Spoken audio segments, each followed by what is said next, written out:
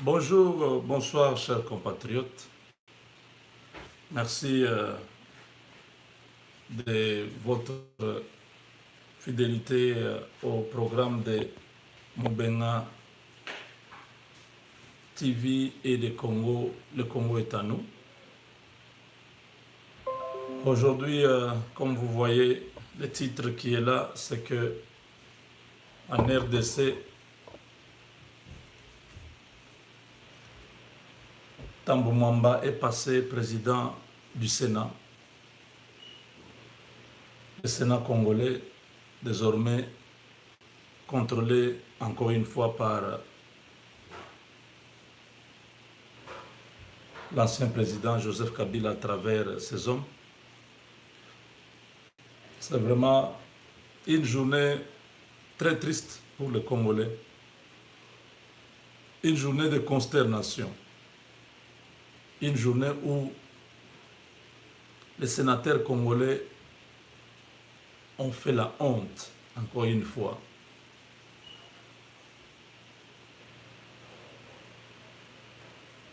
En suivant les mots d'ordre de Kabila, au lieu de suivre la volonté du peuple. Tambou Mwamba, désormais dans une position de remplacer Félix Tshisekedi, qui est président de la République, à tout moment où il y a absence prolongée. Le cas de la mort, par exemple, le cas d'une indisponibilité due, par exemple, à une maladie où le président de la République ne pourra pas remplir ses fonctions normalement. C'est Tambou Mwamba désormais qui est le président de la République. Donc, comme on appelle le suppléant constitutionnel du chef de l'État. Tambou Mwamba qui est l'homme qui donne les ordres pour abattre les avions. Il peut être dans les coups pour abattre l'avion du président de la République. Tambou Mwamba, toutes les options pour que la Kabylie revienne au pouvoir sont sur la table.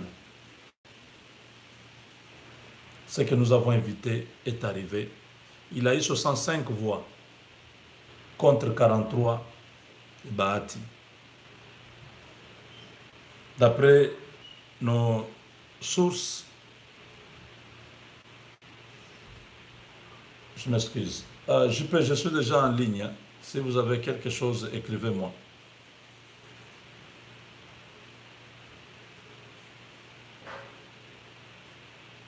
Oui, vous pouvez écrire ça et envoyer, je peux bien lire ça. Merci. Donc, mes chers amis, d'après nos sources à Kinshasa, cette nuit, Kabila a veillé avec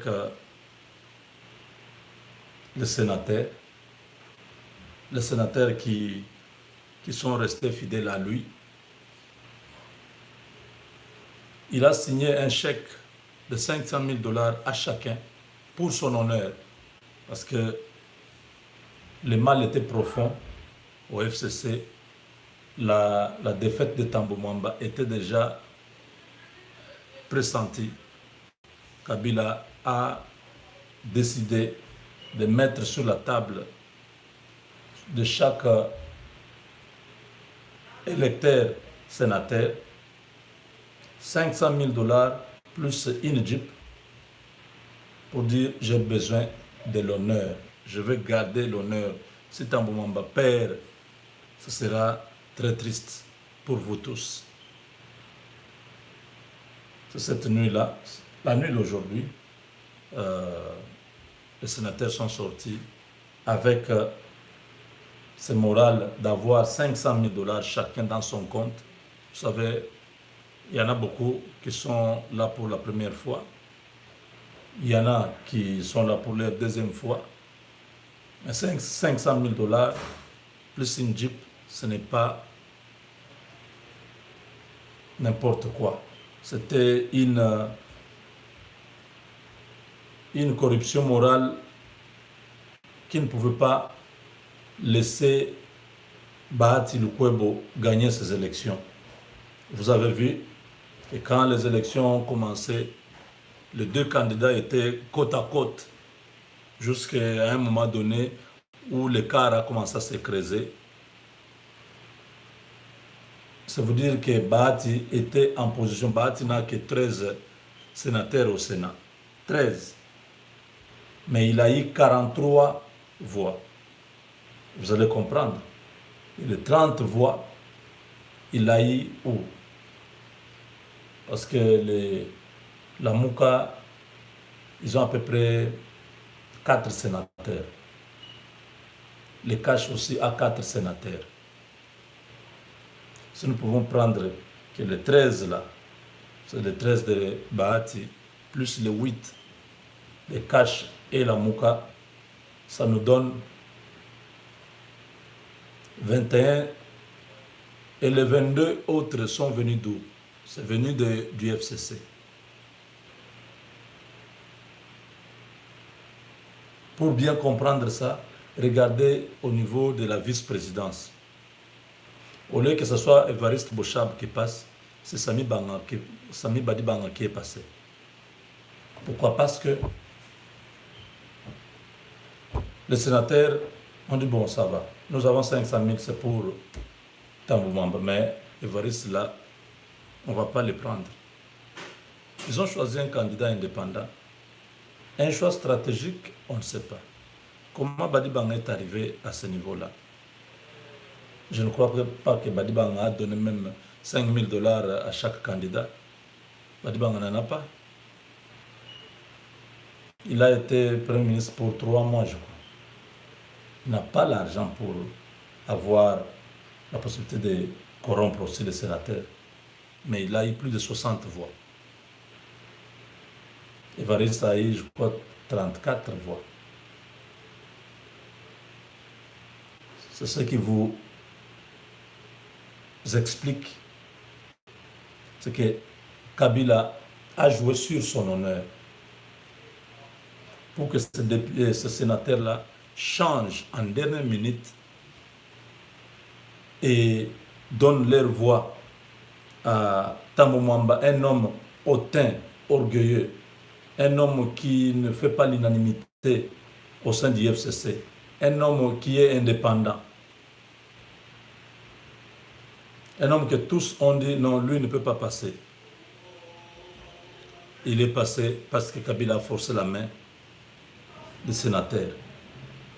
Il n'y a pas eu de Rwandais dans la salle, sénateurs. C'était tous des Congolais. Mais ces sénateurs ont vu leurs propres intérêts. Ils n'ont pas vu la gravité de la situation qu'ils viennent de créer. Donc, à partir d'aujourd'hui, Tshisekedi doit faire très attention sur tous ces mouvements. Parce que une des étapes vient d'être franchie par la Kabylie. À tout moment, si Tshisekedi n'est pas là, de manière constatée constitutionnellement, c'est un moment qui devient président de la République et avec la possibilité de ramener tous les kabylistes au pouvoir. Ils ont joué leur coup.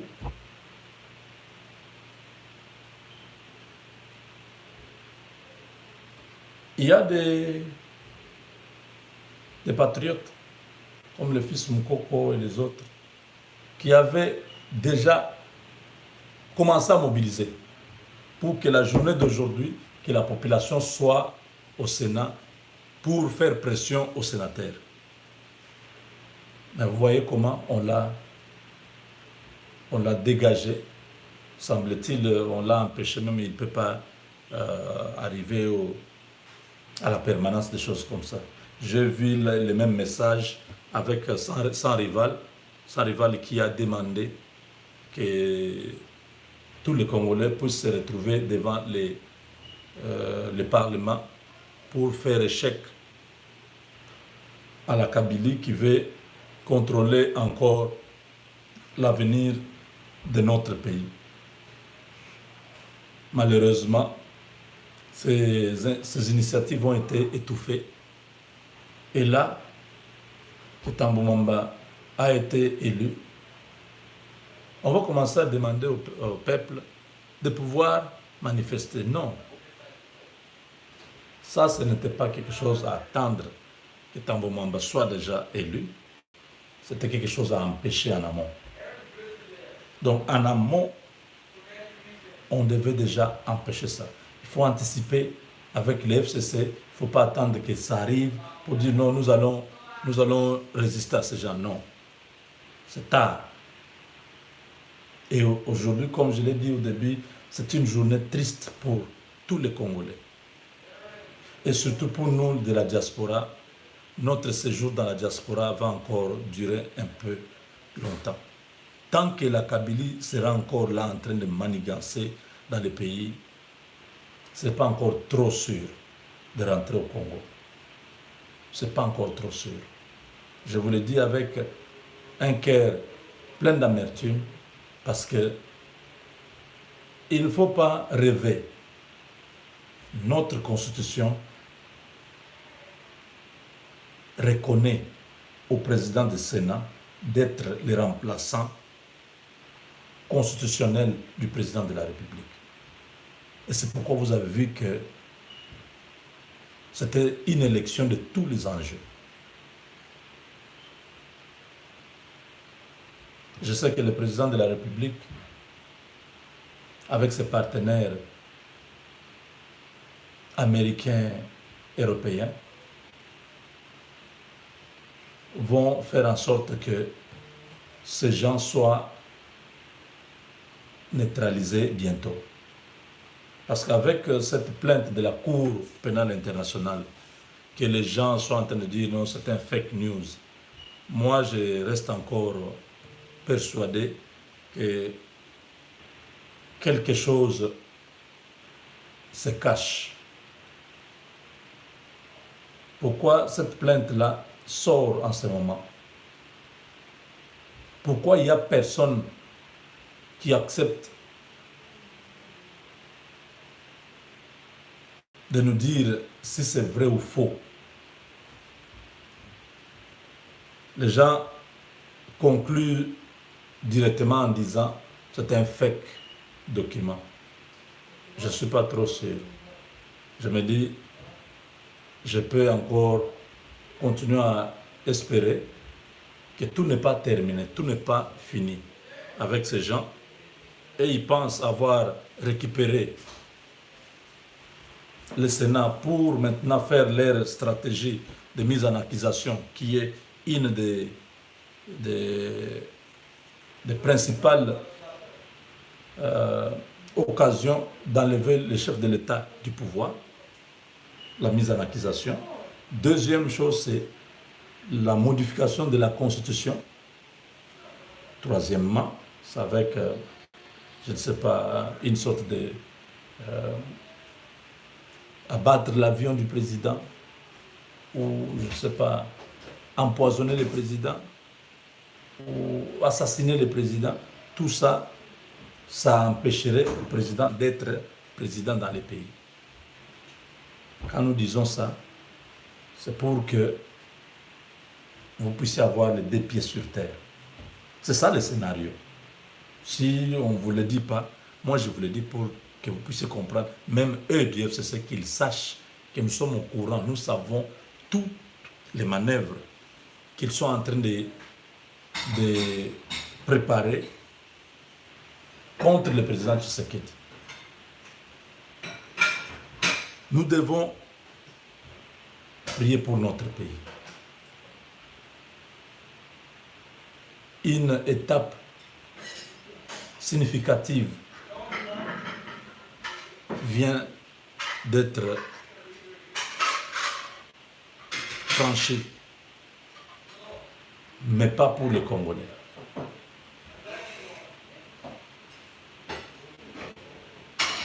Ils ont le Sénat, ils ont l'Assemblée nationale, ils ont la primature. Et nous, le peuple congolais, nous n'avons que la présidence. Vous comprenez un peu?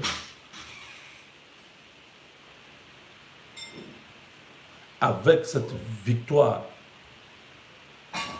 au Sénat, nous demandons seulement que Dieu intervienne. Parce que les Congolais n'ont rien fait. Tous les Congolais à Kinshasa, ceux qui ont voulu prendre l'initiative de faire la pression sur les sénateurs pour dire si c'est Tambou Mwamba qui sort président du Sénat aujourd'hui, trouvez un autre pays où vous pouvez aller vivre.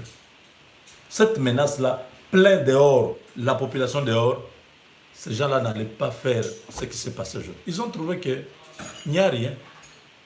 Il n'y a rien. Pas de menaces. Ils sont venus, chacun dans sa Jeep, il a parqué, il est entré là-bas, il a pris le stylo et il a voté pour Tambou Mwamba. Donc, ils n'ont pas peur de rien. Un homme méprisant comme Tambou Mwamba. Un homme qui ne considère pas les Congolais.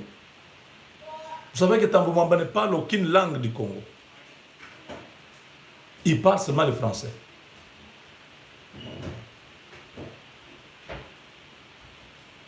Il est comme Ken Wadon. Ken Wadon, à des moments, il bricolait un peu le lingala, mais Tambou Mwamba connaît le swahili. Mais quand les gens qui sont proches à lui, ils disent non, souvent il fait semblant. Il n'aime pas parler la langue du Congo. Des gens comme ça. Vous pensez qu'il peut avoir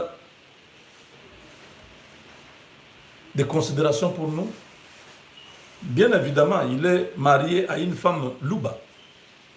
Sa femme est du Kasaï. Mais il n'a pas de considération pour les Congolais.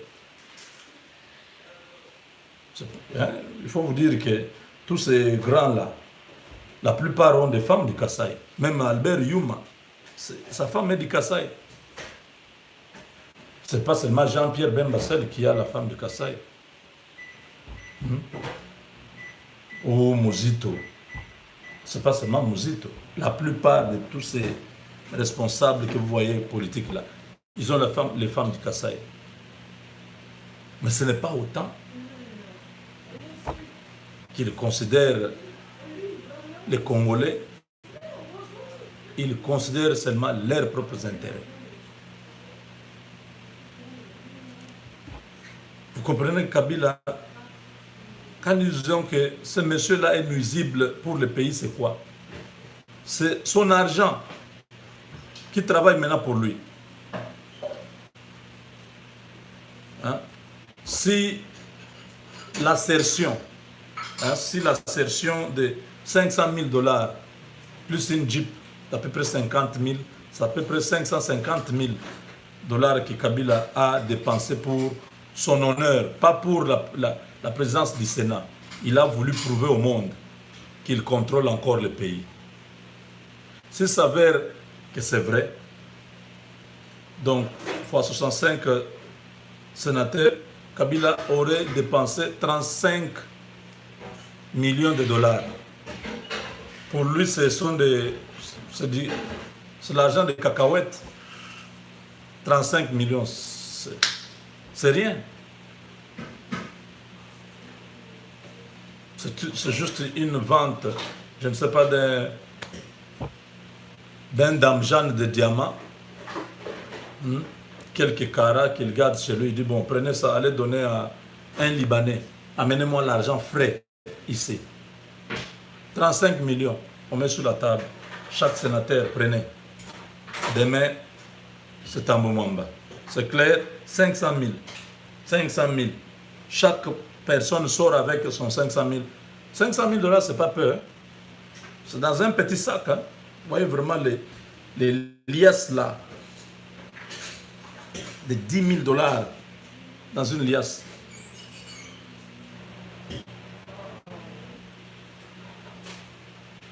On donne à chacun 100 billets de 100 $. Ça fait 10 000.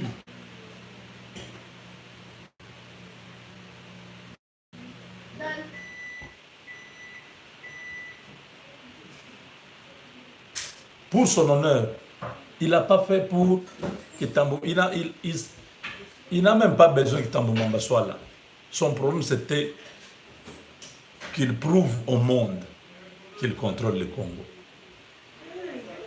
Que Tshisekedi est là seulement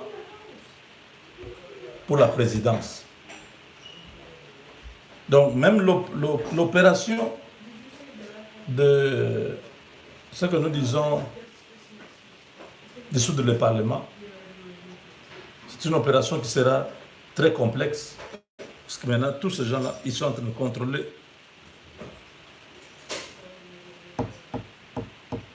Mais c'est pourquoi je dis, ne perdons pas courage. En tant que Congolais, c'est notre pays. Continuons à prier pour le pays. Prions pour le pays. Dieu a ses voies. Même quand les choses semblent être difficiles, ayons confiance en Dieu. Les hommes peuvent toujours nous décevoir. Ils peuvent toujours faire des choses. Tu te dis, ah, encore ça? Oh, notre séjour dans la diaspora se prolonge. Vous qui planifiez d'aller au Congo, ce n'est pas encore trop sûr. Avec la présence de tous ces kabylistes qui sont en train de se renforcer. Ils étaient affaiblis quand ils ont perdu la présidentielle. Remarquez, en janvier, février, la Kabylie était complètement affaiblie.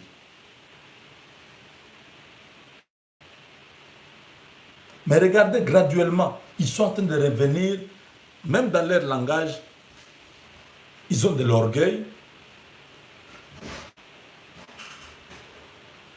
Ils n'ont pas de... Ils se considèrent forts.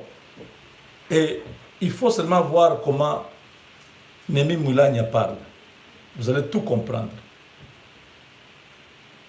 Ils ont multiplié des rencontres à Kingakati, tout ça. C'est pour dire au peuple que maintenant, les briques, nous sommes en train d'ajouter ces briques-là. Bientôt, nous allons atteindre le sommet. Si vous regardez au mois de février, janvier-février, les kabylistes étaient affaiblis. Si vous comparez maintenant, ils sont en train de revenir progressivement. Tous les criminels se sentent en super forme. Ils se disent, il reste seulement que nous puissions faire sauter la présidence. C'est tout ce qui leur manque. Ils contrôlent.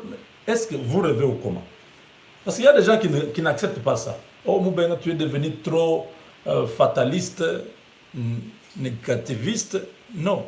Regardez. Depuis le secteur, tous les secteurs dans notre pays, ce sont les pro-Kabila qui sont là. Les chefs de secteur sont des pro-Kabila. Vous arrivez au niveau des territoires. Depuis 2003, n'est-ce pas, pendant la transition, tous ces administrateurs de territoire qu'on avait placés là-bas, on ne les a jamais enlevés. Ils sont toujours là. Au niveau de nos territoires, 145 territoires, c'est occupé par les kabylistes. Vous arrivez au niveau des mairies de villes. Les maires de villes, ce sont des kabylistes. Les gouverneurs d'aujourd'hui, à l'exception de 2 ou 3, tous sont des kabylistes. Je ne sais pas si vous comprenez. Les assemblées provinciales, ce sont des kabylistes. L'Assemblée nationale, ce sont des kabylistes. Aujourd'hui, le Sénat, c'est les kabylistes. La Cour constitutionnelle, c'est les kabylistes. L'armée, c'est les kabylistes. La police, c'est les kabylistes. Les gouvernements, c'est les kabylistes. Là où il n'y a pas les kabylistes, c'est seulement la présidence. Est-ce que vous avez maintenant bien compris ce que j'ai expliqué? Depuis nos villages, dans les secteurs, ce sont les kabylistes qui sont là. Parce que si tu n'es pas kabyliste, on te remplace. Kamouina Sapo est mort, pourquoi? Je vous pose la question. Le chef Kamouina Sapo a été assassiné, pourquoi? C'est un chef coutumier de Bajila Kassanga. Dans le territoire de Dibaya, une partie de Dimbelenge, Chimbulu, toute la partie là, ce sont les Bajila Kassanga. Et leur roi, le grand chef, on l'appelle Kamouina Sapo. Son vrai nom, c'est Jean-Pierre Pandi. Il est approché par Évariste et les autres caciques du PPRD pour être au PPRD. Le chef refuse. Le chef dit non. Moi, il était médecin vétérinaire en Afrique du Sud. Il dit non, moi je ne suis pas intéressé à ça. Ils disent non, nous, pour que tu sois chef, tu dois être avec nous. Ton arrêté ministériel, c'est nous qui devions te l'accorder. Le chef a refusé. Quand il a refusé, le PPRD a créé la doublure, comme ils ont fait avec Bahatila. Ils créent la doublure, ils nomment une autre personne dans la famille de Kamouina Sapo comme chef coutumier. Mais celui-là n'avait pas directement, il n'était pas dans la lignée, il ne pouvait pas prendre directement le pouvoir. C'est Jean-Pierre Pandi qui devait être chef, qui remplaçait son oncle. Quand l'autre vient avec l'arrêté, la population refuse, ça crée une tension. On envoie des militaires là-bas, comme on a ça pour les renvoyer. Et la tension monte. Pourquoi il voulait que Kamouina Sapo soit là? Parce qu'il voulait contrôler les terres de Kamouina Sapo où il y a les coltans. Si ce n'est pas quelqu'un du PPRD, alors ça va poser un problème. Il fallait d'abord être membre du PPRD. Avec l'autre qui a l'arrêté, lui est officiel, c'est lui le chef. Il va leur donner accès à tout ce qu'il voulait faire dans les Kasaï. Vous comprenez? Quand Kamouina Sapo a tenu tête au cacique du PPRD, il a été assassiné. C'est vous dire que depuis nos villages, si tu n'es pas kabyliste, tu ne peux pas diriger. On va te créer un rival dans ton propre royaume ou dans ton propre village. Et ces gens occupent depuis les villages jusqu'au niveau national. Ils ont tout. Ils ont tout sauf la présidence. Voilà pourquoi l'élection du Sénat était un enjeu majeur. Encore une fois, le peuple vient d'être déçu. Le peuple a perdu et c'est un jour de tristesse pour tous les Congolais.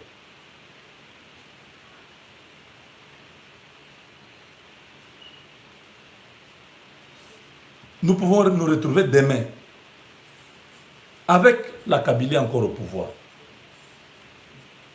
Ne négligeons rien. S'il y a des gens qui peuvent donner des stratégies, c'est maintenant. Il sera trop tard. Quand vous rêvez trop, ça sera trop tard. Voilà pourquoi je dis que Dieu aide notre président avec son partenariat, qu'on puisse, l'unique moyen maintenant, pour moi j'en ai deux. Le premier scénario, c'est de pouvoir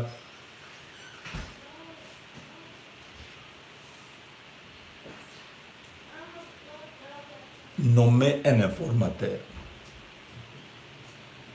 Je ne sais pas pourquoi le président ne veut pas de ça. On est en train de prendre tout. Il est toujours là, il attend. Je ne sais pas quelle est la stratégie, parce qu'on était tous sûrs de ce poste du Sénat. On se dit, avec le Sénat, qui n'est pas FCC, ça équilibre un peu le jeu. Le FCC ne pourra pas faire son plan de pouvoir contrôler le pays. Mais avec ce qui vient de se passer, tous les militaires sont leurs militaires, n'est-ce pas? L'armée, la police, c'est kabiliste. Avec ce qui vient de se passer, la première des choses, le président Félix doit rompre avec le FCC. Il doit envoyer un informateur, lui trouver, lui constituer une nouvelle majorité. La majorité là, même le FCC aujourd'hui, c'est grâce à l'argent que Kabila a donné qui a fait basculer la tendance. Les sénateurs étaient déjà sûrs, ils n'aiment pas Tambo Mwamba. Si c'était un autre candidat, ça pouvait encore aller. La candidature de Tambo Mwamba ne faisait pas l'unanimité au FCC, parce que lui-même n'est pas du FCC, il est indépendant. N'eût été l'argent que Kabila a utilisé, aujourd'hui, le Sénat serait entre les mains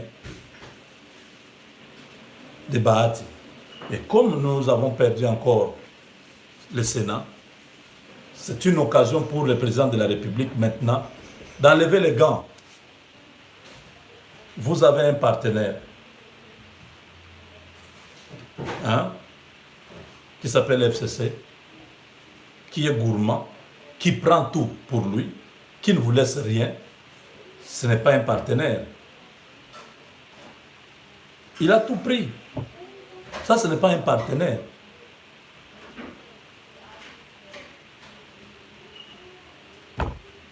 Vous comprenez? Le FCC contrôle tout. Il ne laisse rien au cash. On peut appeler ça... Le FCC a refusé de donner au cash la primature. Le FCC a refusé de donner au cash l'Assemblée nationale. Le FCC a refusé de donner au cash le Sénat.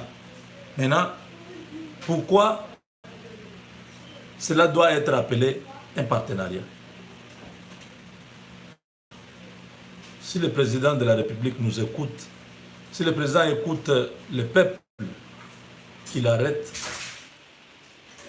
ce partenariat, qu'il nomme un informateur qui pourra lui trouver une majorité. Avec cette majorité,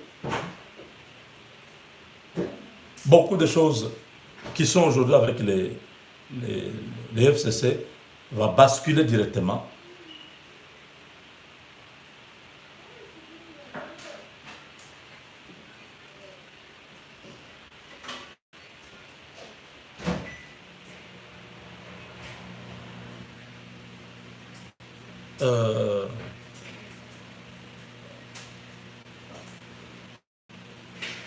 Donc, si il négocie bien avec la Mouka, parce que moi, je reste persuadé qu'avec la Mouka, les choses peuvent être un peu tempérées qu'avec les FCC. Les FCC, ils sont dans la logique de reconquérir le pays tout en entier. Et c'est ce qu'ils ont déjà fait. Il reste seulement que la prophétie de Néhémie Moulania s'accomplisse de mettre les derniers briques, la présidence. Ils ont fait ça.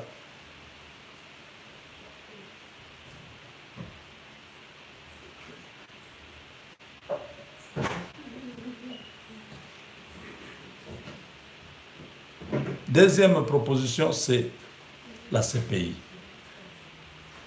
Que le président de la République ne puisse pas trop attendre. Parce que à partir de maintenant où Tambo Mwamba est président du Sénat, tout peut arriver. C'est comme deux ennemis qui sont en train de se rechercher. Celui-là cherche, l'autre cherche aussi. Celui qui trouve l'autre avant, il l'abat.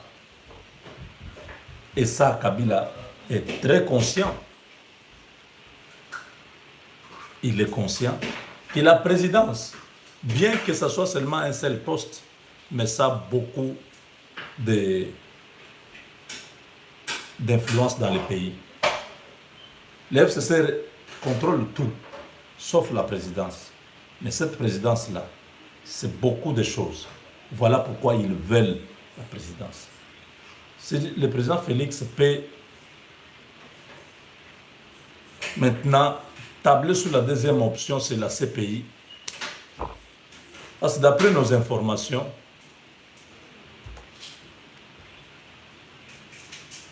les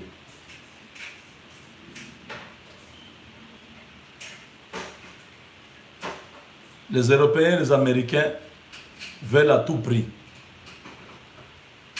que Kabila et ses hommes répondent. Il y a un grand lobby, pas un lobby de Tshisekedi, mais un lobby américain qui travaille sur ce dossier avec les Européens pour mettre fin à la Kabylie. Ils se sont enrichis sur le sang des Congolais et ils sont prêts maintenant à faire n'importe quoi pour récupérer le pouvoir. Et ça, on ne peut pas leur laisser.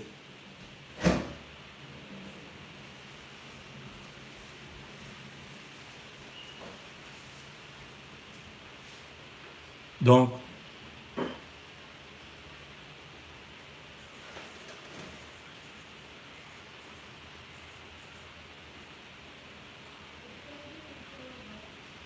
l'option de la CPI est une option qui ne va pas épargner ni Kabila, ni son clan. Parce que tous ont des dossiers très, très, très complexes. Voilà, il n'y a que les deux options pour l'instant qui pourra paralyser la Kabylie. C'est un, réformer la majorité avec bien sûr le concours de la Mouka et de AFDC de Bahati.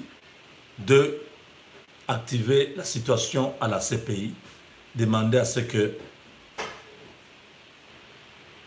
la CPI puisse faire son travail.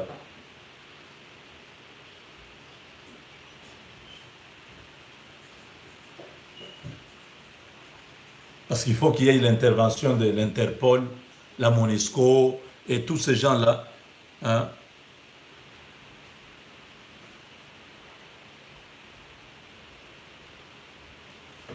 L'Interpol est à Kinshasa. La MONUSCO est à Kinshasa. Il suffit seulement que la police judiciaire de la CPI arrive à Kinshasa avec le mandat certifié pour embarquer Kabila et les autres vers la CPI. Ça sera fini. Tshisekedi va laisser le couloir. Allez le prendre, il habite Kingakat. C'est l'unique façon, c'est l'unique moyen pour le pays à sortir maintenant parce qu'il contrôle tout. Ce n'est plus une question à rêver. Il contrôle tout. Et si la justice internationale n'intervient pas,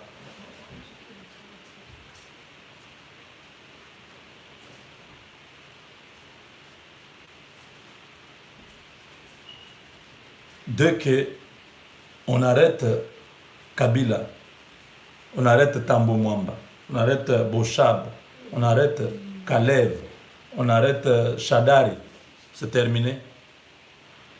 Sami Badibanga, qui est là comme vice-président, automatiquement il devient président du Sénat. L'affaire est terminée.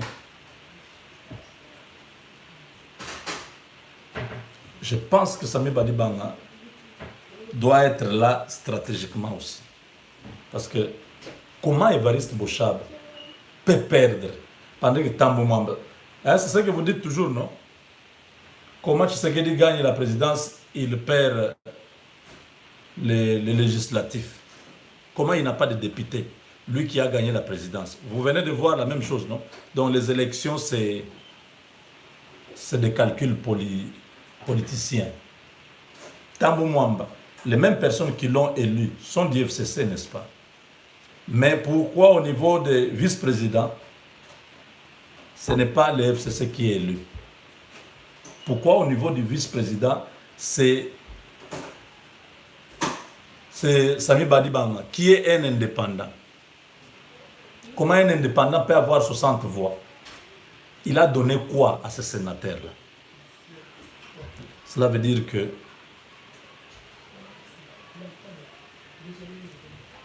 tout peut se jouer avec la CPI. Si la CPI met la main sur Kabila et sur tous les autres assassins du pays, ça sera fini. Nous récupérons la situation. La première option, je vous ai dit, il faut recomposer la majorité. Avec une nouvelle majorité pro-Tshisekedi, Janine Mabunda tombe. Tambo Mwamba tombe.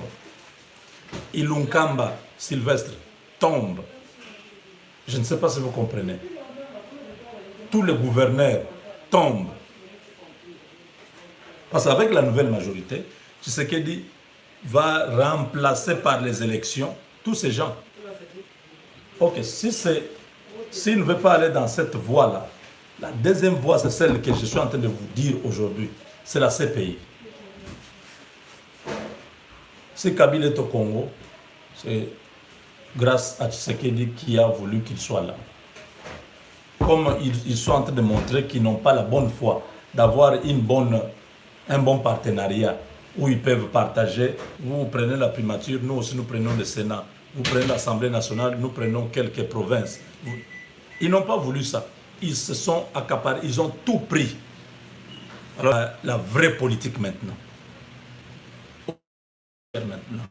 Ils doivent mettre aussi toutes les marches pour que tous ces gens répondent devant la CPI. C'est l'unique moyen. Avec cette plainte, Kabila, Sami Badibanga devient président du Sénat et on recompose tout. FCC se disperse. Dès qu'on a coupé la tête, qui est Kabila, le corps ne peut plus exister. C'est le jour où on apprend que la police judiciaire de la CPI est arrivée à Kinshasa, que vous verrez que le FCC va se vider. Alors, le président Félix de paix, il n'aime pas les problèmes, mais de toutes les manières, ce n'est même pas son problème. Le problème, c'est qu'il faut que lui autorise qu'on puisse venir chercher ces gens, qu'il ne les protège pas dans les pays. Si on les cherche, lui doit les livrer. Il doit dire non, venez. Il doit autoriser la police judiciaire de la Cour pénale internationale, l'Interpol et la MONUSCO à pouvoir faire cette opération-là, de cueillir tous ces gens, les amener. Voilà. C'est tout. Kabila n'a pas voulu laisser d'autres choix à Tshisekedi que de pouvoir les livrer. Parce que les intentions sont mauvaises. On ne peut pas dire que non, c'est un partenariat. Voilà pourquoi vous voyez les gens comme le fils Moukoko et les autres disent ce mariage-là doit s'arrêter. Nous avons dit plusieurs fois. Et ça s'est dit aussi à Kinshasa. Les mariages-là n'ont pas sa place. Aujourd'hui, je vais entendre Augustin Kabouya qu'il parle. Qui viennent parler. Qui nous disent en quoi le mariage FCC est bon. Avec le cash. Ils prennent tout le pays en otage au point que le président de la République ne pourra pas s'appliquer avec ces gens. Ils sont au Sénat, au Parlement, ils sont à la primature. Les programmes de Tshisekedi ne pourront pas marcher parce qu'ils ont échoué pendant 18 ans. Ils ne vont pas laisser Tshisekedi réussir pendant ces 5 ans. Il faut couper la tête. C'est le moment. Voilà.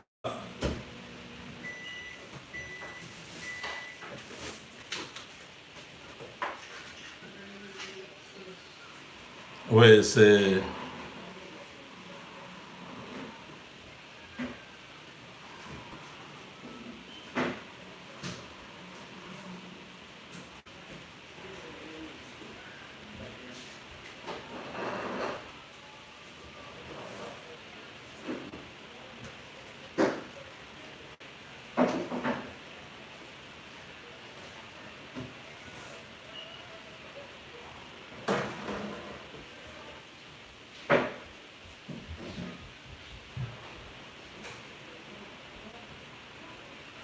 Ah, on m'informe que Tshisekedi, pour dissoudre le Parlement, il n'a pas besoin de l'autorisation du Sénat ou du Parlement. Il les informe seulement. Bon, moi, je ne suis pas juriste. Hein. Je ne suis pas juriste, mais les juristes me disent que lui va seulement leur informer que le Parlement est dissous. Et le soir, on lit l'ordonnance à la télévision nationale disant que le Parlement congolais vient d'être dissous. Voilà. Si c'est ça, ça sera bon alors. Hmm.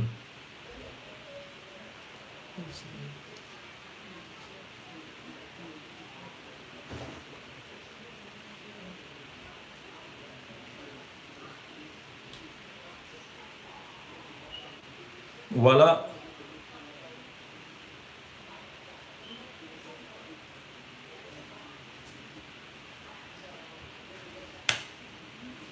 Hmm.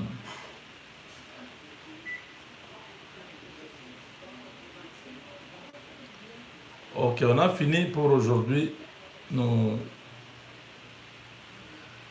nous croyons encore que Dieu ne laissera pas Félix tomber, selon Kingakati. Parce que pour l'instant, ils sont en train de savourer, ils sont en train de célébrer, ils sont très contents. Ils disent que maintenant le déboulonnement de Félix est arrivé, mais je crois que ce n'est pas encore fini. Ce n'est pas encore fini. Le président Félix Tshisekedi doit entrer en prière, que Dieu lui donne la force d'en finir avec ces gens. Nous avons donné notre point de vue, mais c'est à lui de décider. Voilà, mes chers amis, il n'y a pas beaucoup à commenter. Tambo Mwamba est aujourd'hui officiellement président du Sénat, mais ce n'est pas encore la fin. Les Congolais peuvent encore espérer en Dieu. Ne regardons pas la menace des Égyptiens, mais comptons sur l'Éternel, prions pour notre pays, tout est encore possible. Avec Dieu, nous vaincrons.